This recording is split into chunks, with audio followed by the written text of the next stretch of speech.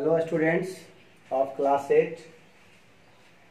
हम लोग हिंदी के क्लास में आप लोगों ने शीर्षक अध्याय 2 में मेरी पहली कमाई में आप लोग पाठ पढ़े थे और उससे संबंधित सवाल भी आप लोगों को भेजा गया था जो आप लोगों ने बनाया था। अब इससे आगे जो है दीर्घोत्तरीय का सवाल है जो मैं आप लोगों को मौखिक समझा देना चाहता हूं और इसी आधार पर आप लोग उसका जवाब भी देने का प्रयास करेंगे। जैसे सवाल है, डॉक्टर कलाम को समुद्र की अपार एवं अनियंत्रित ऊर्जा के बारे में कब ज्ञात हुआ, उसने उन्हें चकित क्यों कर दिया। तो सवाल बड़ा मार्मिक है। जैसा कि आप लोग जानते हैं कहानी के आधार पर कि इनके पिताजी, लेखक के पिताजी नौका बनाने का काम करते थे और लेखक भी उनके साथ रहा करते थे और वो देखते थे कि कैसे वो, जाहिर है कि वो समुद्र के किनारे ही बनाने का कारोबार होता था। तो एक बार जब इसी क्रम में उनके पिताजी नौका बनाने का काम कर रहे थे तो कुछ लोग धनुषकोडी जगह के थे जो नौका पर सवार थे और वे लोग, समुद्र में तूफान आया और उनकी नावें बह गई, लोग भी डूब गए। तो इससे ये बहुत बड़ा हादसा हुआ।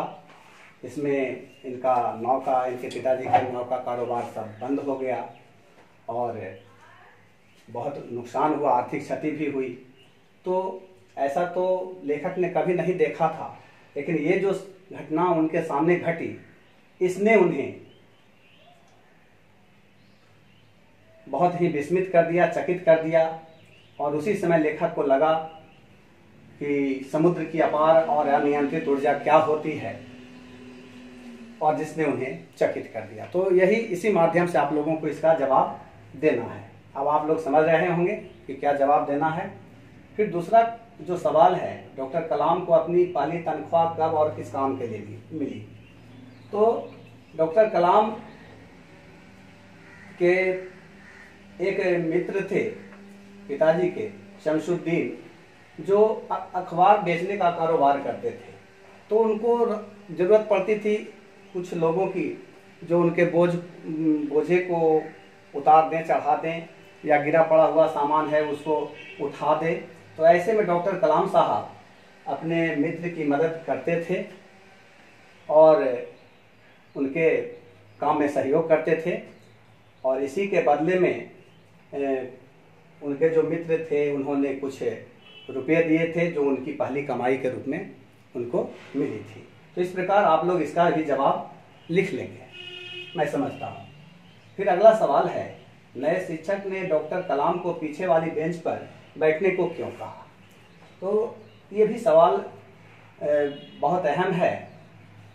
जैसे कि आपने पाठ में पढ़ा होगा, देखा होगा कि उनके एक शिक्षक थे जो, और इनके जो मित्र थे सब ब्राह्मण परिवार से थे और सब साथ एक जगह पढ़ाई करते थे, साथ मिलजुल करके रहते थे।